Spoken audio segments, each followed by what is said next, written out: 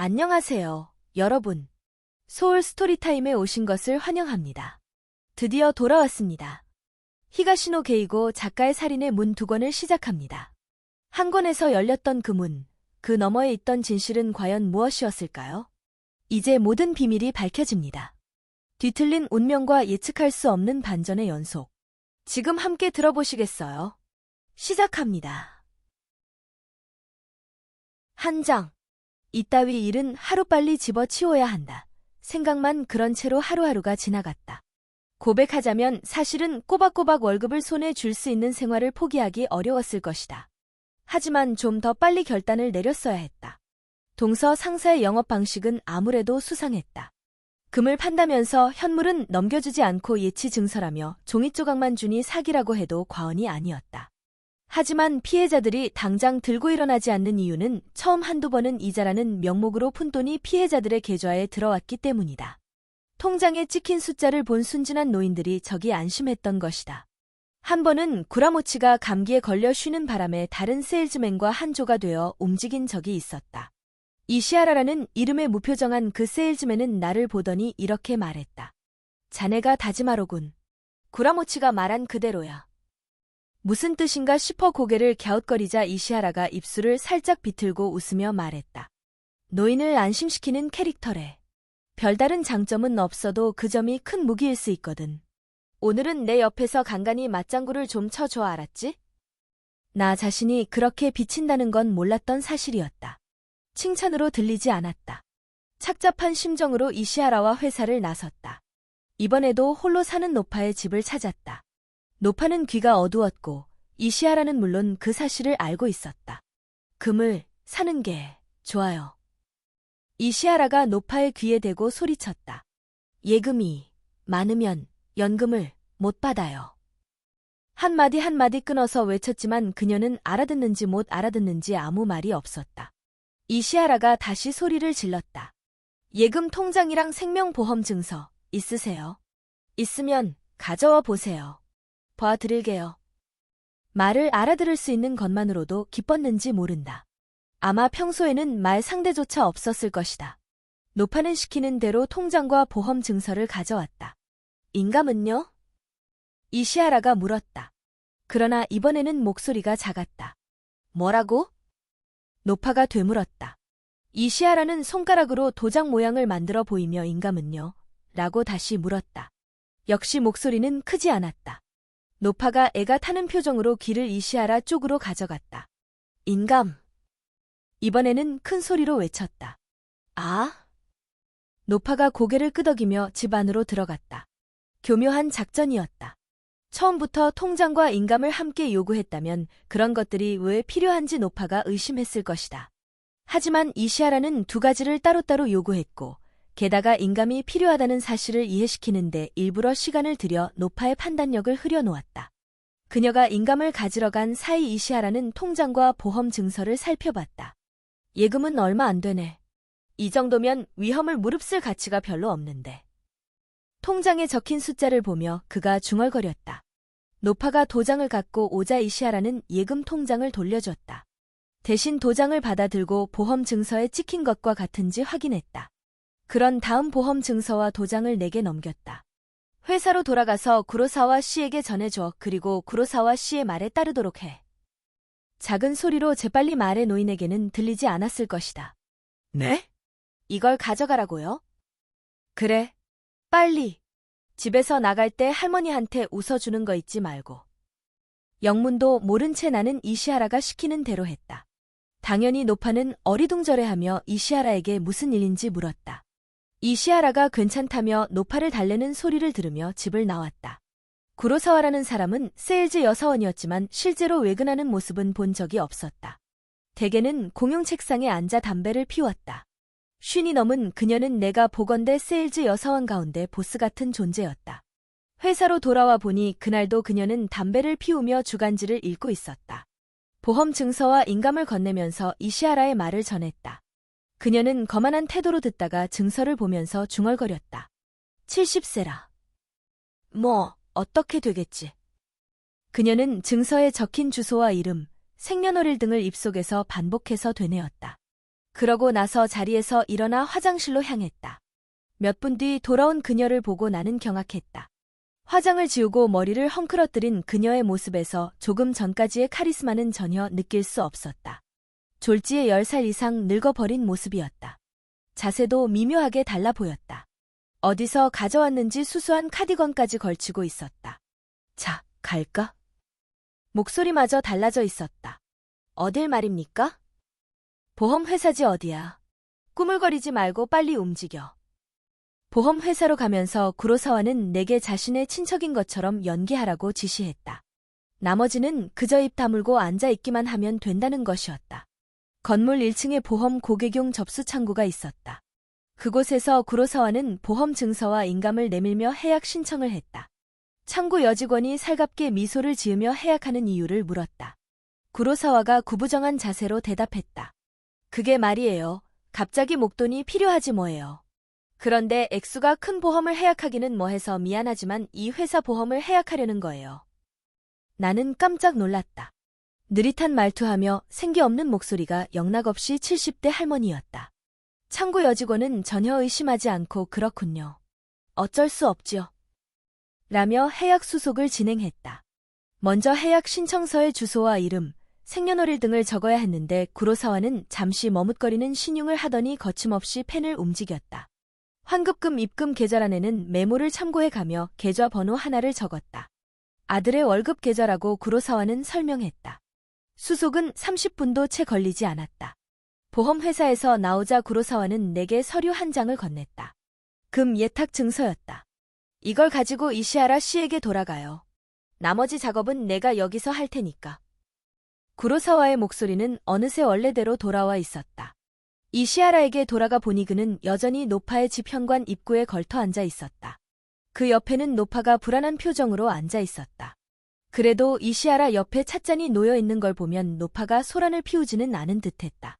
이시하라가 가머니설로 구슬려 놓았을 것이다. 수고했어. 이시하라가 만족스런 표정으로 내가 건넨 선물을 받았다. 보험은? 노파가 물었다.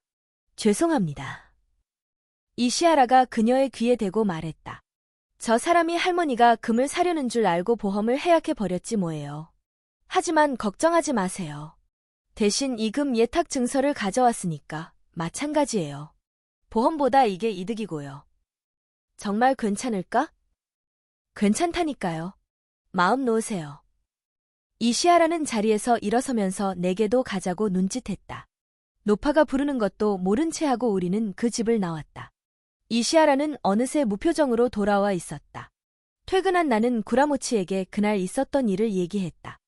열이 약간 있던 그는 내가 얘기를 마칠 때쯤 희죽희죽 웃기 시작했다. 이시하라가 자주 쓰는 수법이야. 노인들은 귀가 잘 안 들리는 경우가 많아서 다소 무리하게 밀어붙이더라도 나중에 자신이 오해했다며 넘어갈 수 있다는 거지. 하지만 설마 대여까지 쓸 줄은 몰랐어. 구로사와 아줌마는 그런 일을 위해서 채용된 전문가나 마찬가지야. 변장을 상당히 잘하지. 85세로 변장한 적도 있다고 자랑하더라. 그건 사기 아니야? 도둑질이나 마찬가지잖아. 훔친 게 아니라 금을 판 거니까 도둑질이라고 할 수는 없어. 하지만 강매라고 하면 할 말이 없지. 나도 그렇게까지는 못하겠더라. 구라모치가 고개를 절레절레 흔들었다. 나는 너도 똑같은 놈이야라고 속으로 외쳤다. 어떤 면에서 보면 구라모치의 수법이 더 비열하다고 볼 수도 있었다. 가장 대표적인 사례가 가와모토 후사에의 경우였다. 가와모토 후사에는 내가 구라모치와 방문한 첫 고객이다. 구라모치는 그녀를 방문하기 전에 나더러 사업 얘기를 꺼내지 말라고 신신당부했었다. 이유는 설명하지 않았다. 그 후로도 우리는 뻔질나게 그녀의 집을 방문했고 구라모치는 그때마다 조그만 선물을 준비했다. 선물은 전통 과자일 때가 많았지만 가끔은 케이크나 과일도 있었다. 그걸 같이 먹으면서 세상 돌아가는 얘기를 하는 게 습관처럼 되어 있었다. 그러던 중에 가와모토 후사에게 우리 또래의 손자가 있었다는 사실을 알게 됐다. 그런데 그 손자가 중학교 3학년 여름에 나쁜 친구들과 무면허로 오토바이를 타다가 전신주에 부딪혀 죽었다고 했다. 그녀는 손자의 비행을 방치했다며 며느리를 힐난했지만 얼마 후 손자가 할머니와 엄마의 고부 갈등 때문에 집에 있기를 싫어했고 그것이 그 아이가 비뚤어진 원인이라는 사실이 드러났다. 그때까지 가와모토 후사에는 아들 부부와 함께 살고 있었다. 진실을 알게 된 가와모토 후사의 아들은 어머니와 떨어져 살기로 결심했다. 그는 아들의 죽음을 계기로 자신의 아내와 어머니의 사이가 좋아질 것이라고 기대할 만큼 낙천가가 아니었다. 그런 경위로 가와모토 후사에는 아들 가족과 거의 교류 없이 살게 되었다. 자신이 먼저 아들을 만나러 가는 건 그녀의 자존심이 허락지 않았다. 또한 그녀의 자존심은 자신이 그동안 별로 친하지 않았던 이웃에게 다가서는 것마저 방해했다. 고독하고 따분한 나날을 보내던 그녀는 나와 구라모치가 찾아가면 금은 안 살 거예요 라고 농담 섞인 말투로 거절하면서도 콧노래라도 부를 듯한 표정으로 우리를 집에 들였다. 마음속으로는 우리의 방문을 반겼던 것이다. 말할 것도 없이 이 모든 상황은 구라모치의 계산에 의한 것이었다. 그러나 구라모치는 자신은 그저 야마시타에게 배운 대로 할 뿐이라고 했다. 요컨대 동서 상사에 전해지는 테크닉의 하나라는 것이었다. 장마철에 들어선 지 얼마 안 됐을 때의 일이다. 가는 비가 촉촉이 내리던 날이었다. 그날 구라모치는 선물을 사지 않았다. 대신 내게 묘한 얘기를 했다. 오늘은 평소와 다르게 할 거야. 절대 웃지도 말고 내오는 과자나 음료수에도 손대지 마, 알았지? 그건 또 왜? 옆에서 그냥 보고 있으면 알게 돼. 너는 내 말에 장단만 맞춰. 알겠어? 나는 고개를 끄덕이면서도 그가 뭘 하려는지 알 것 같아 마음이 불안했다. 지금까지는 가와모토 후사의 집을 방문하는 게 즐거웠지만 이제부터는 그렇지 않을 것이라는 예감이 들었다. 인터폰으로 구라모치의 목소리를 듣고 소녀처럼 들떠서 나온 가와모토가 우리 모습을 보고 인해 표정이 흐려졌다. 왜 그래요? 무슨 일 있어요? 그녀가 구라모치에게 물었다. 실은 말씀드릴 것이 있습니다. 구라모치가 목덜미를 극적거리며 말했다. 그래요? 일단 들어오세요. 아유, 다 젖었네. 두 사람, 우산이 없어요? 죄송합니다. 서두르다가 그만. 거짓말이었다. 차 안에 우산이 2개나 있었다. 우산을 쓰지 말라는 것도 구라모치의 지시였다. 가와모토 후사에는 평소처럼 우리더러 들어오라고 했지만 구라모치는 구두를 벗으려 하지 않았다. 그리고 현관에 선 채 그냥 여기서 말씀드리겠습니다. 라고 했다. 왜요? 옷이라도 말리는 게 낫지 않겠어요? 아닙니다. 괜찮습니다. 대체 무슨 일이에요? 다즈마 군도 우울해 보이고. 내 경우는 연기가 아니었다. 구라모치가 그녀에게 하려는 짓을 상상하니 실제로 몹시 우울했다. 사실은 별로 즐겁지 않은 얘기를 해야 해서요. 구라모치가 서두를 꺼냈다. 즐겁지 않은 얘기라니, 뭐지? 저도 다즈마도 어르신을 찾아뵙는 건 오늘이 마지막입니다. 가와모토 후사의 입에서 하고 신음 같은 소리가 나왔다. 그녀가 어쩔 줄 모르는 표정으로 나를 보았다. 정말이에요? 뭐라고 대답해야 할지 몰라 구라모치를 봤다.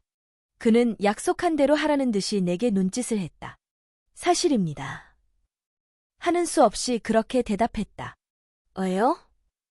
그녀가 이번에는 구라모치를 바라봤다. 무슨 일이 있었어요? 아니면 전근?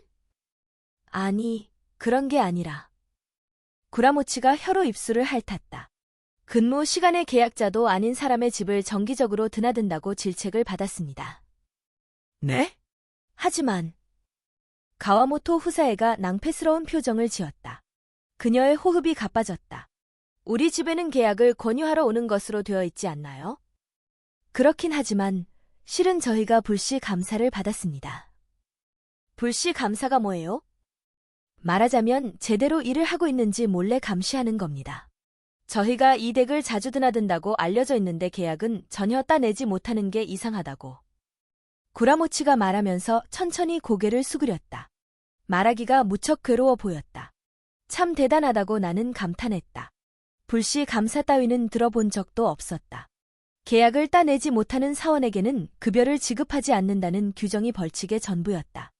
그러나 가와모토 후사에는 구라모치의 말을 의심하지 않았다. 그랬군요. 그녀가 눈초리를 늘어뜨리며 힘없이 고개를 숙였다. 제가 계약을 하지 않아서 그런 거군요. 저는 두 분이 괜찮다고 해서. 아니요, 신경 쓰실 필요 없습니다. 어르신께는 소중한 돈이잖아요. 내키지도 않는데 계약하실 일은 아닙니다.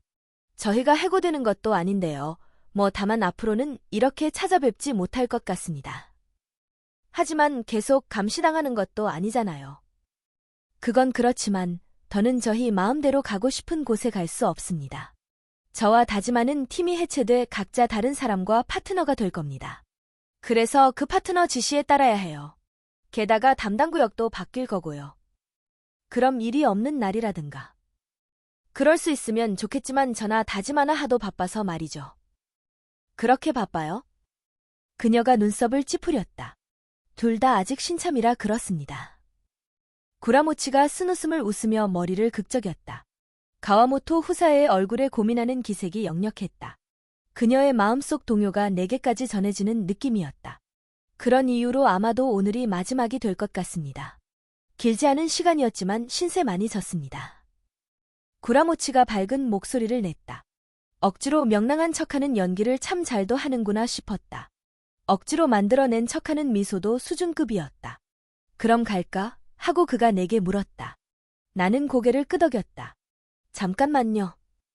가와모토 후사에가 말했다. 그 순간 구라모치의 눈이 빛났지만 67세의 노파는 눈치채지 못한 듯했다. 내가 계약만 하면 되는 거죠? 금을 사면 말이에요.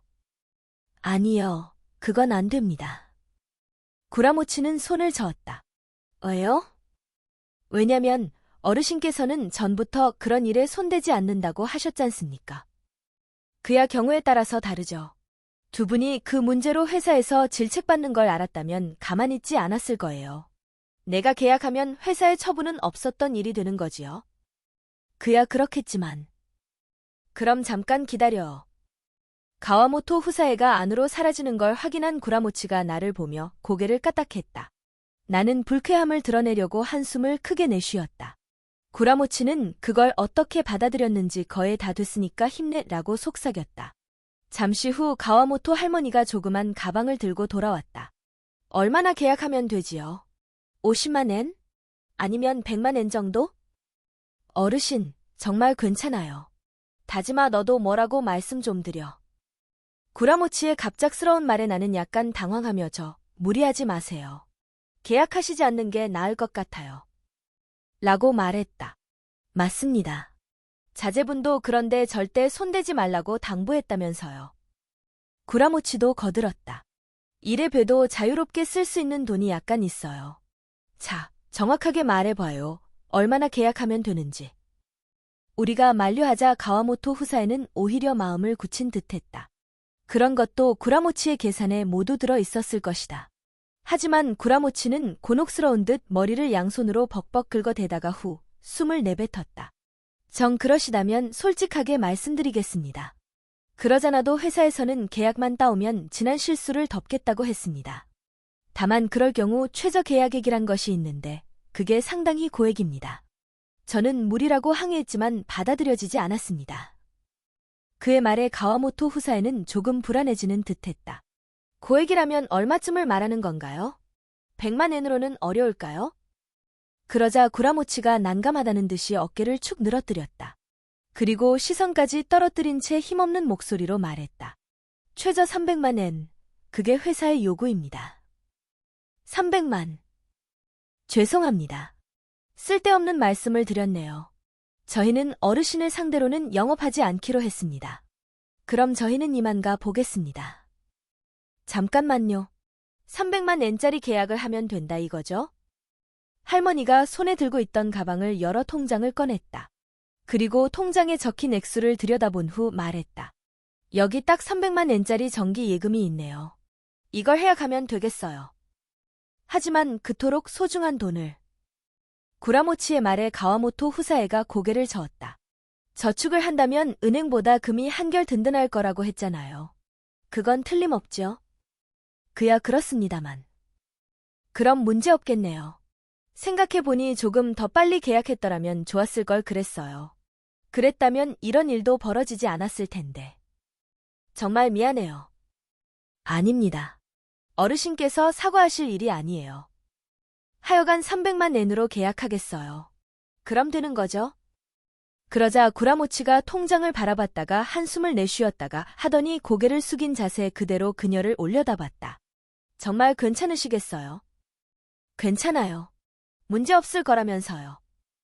만일 계약하실 거라면 오늘 중으로 해주시면 좋을 텐데. 오늘 중으로요. 알았어요. 뭘 어떻게 하면 되지요? 일단 은행에 가서 정기 예금을 해약하신 다음 저희가 지정하는 계좌에 입금하시면 내일이라도 정식 계약서를 가지고 오겠습니다. 회사에서 입금 여부를 확인해야 하니까요. 알았어요. 그럼 지금 당장 은행으로 가요. 가와모토 후사에가 자리에서 일어서는 모습을 바라보며 온순한 표정을 짓고 있는 구라모치의 뱃속으로부터 한건했다는 소리가 들려올 것만 같았다. 젊은이 둘에게 힘이 되었다는 생각 때문인지 가와모토 후사에는 들뜬 것처럼 보였다. 인간이란 나이가 들면 스스로를 그 누구에게도 쓸모없는 존재라고 여겨 외로운 모양이다. 가와모토 후사에는 그 뒤로도 2번이나 더 구라모치의 읍소에 넘어가 거금을 빼앗겼다. 동서 상사 내에서 할머니 후리기라고 회자되는 이 수법은 원래 세일즈 여사원들이 노인을 상대로 자행하던 할아버지 후리기를 참고한 것이다. 양쪽 모두 노인들의 고독감에 편승한 것으로 보기에 따라서는 완력으로 통장을 빼앗는 것 이상으로 폭력적이다. 하지만 내게는 구라모치를 비난할 자격이 없었다. 그들의 악행을 빤히 보면서도 수수방관했기 때문이다. 노인들을 속여 그들이 한 푼 두 푼 모은 쌈짓돈을 빼앗는 장면을 손 놓고 지켜봤을 뿐이다. 한마디로 공범자였던 것이다. 나는 구라모치를 원망하는 한편으로 나 자신의 무력함을 증오했다. 내가 이렇게까지 추악한 인간이 되어 버렸다는 사실이 괴로웠다. 당시 나는 방문 저편에서 자고 있는 구라모치의 숨소리를 들으며 지금이야말로 그를 죽일 절호의 기회가 아닐까 스스로에게 묻곤 했다. 그의 인간성에 대해서 더는 의문의 여지가 없었다. 이제는 그를 쉽게 죽일 수 있을 것 같았다. 저 문을 살그머니 열고 그의 목을 힘껏 조르기만 하면 그만이었다. 아니면 젖은 종이로 그의 입과 코를 막든지 말이다. 몇 분 후면 그가 숨을 멈출 터였다. 그러나 그것은 늘 상상에 그쳤다. 행동으로 옮길 만큼의 사리가 끓어오르지 않았다. 어린 시절부터 살인에 흥미가 있었고 구라모치를 죽일 만한 충분한 이유가 있는데도 왜 나의 증오는 사리에 이르지 못하는 걸까? 그런 생각을 할 때면 늘 후지타가 떠올랐다. 그의 내면에는 어떤 증오가 있었기에 나를 죽이겠다고 결심하고 실행에 옮겼을까? 살이라는 도화선에 불을 붙이려면 무언가 필요하다. 그 무언가의 정체를 알고 싶었다. 어느 날 저녁 무렵이었다. 구라모치와 함께 지금까지 해온 것에 결코 뒤지지 않는 악랄한 수법으로 새로운 계약을 따내고 회사에 돌아와 보니 안내 데스크 앞에 젊은 여자 하나가 서 있었다. 언뜻 들으니 사무실 안에서 야마시타와 언쟁을 벌이다가 포기하고 나와 버린 모양이었다. 그런데 그 옆을 스쳐 지나려는 찰나 그녀가 우리를 불렀다. 아니, 댁들은. 고개를 돌려 여자의 얼굴을 봤다. 본 기억은 있는데 누군지 떠오르지 않았다. 탤런트가 아닐까 잠깐 생각했다. 그 정도로 미인이었다. 아, 그러고 보니. 구라모치가 먼저 알아보았다. 히가시 구루메의 마키바씨 이웃분이시죠? 그 말을 듣고서야 기억이 떠올랐다. 마키바 노인 집에 닭꼬치를 가져왔던 여자였다. 그녀가 먼저 꾸벅 인사했다. 그러나 그 표정은 어두웠다. 이야, 몰라봤어요. 그때와는 느낌이 달라서 말이죠. 나도 구라모치와 같은 생각이었다.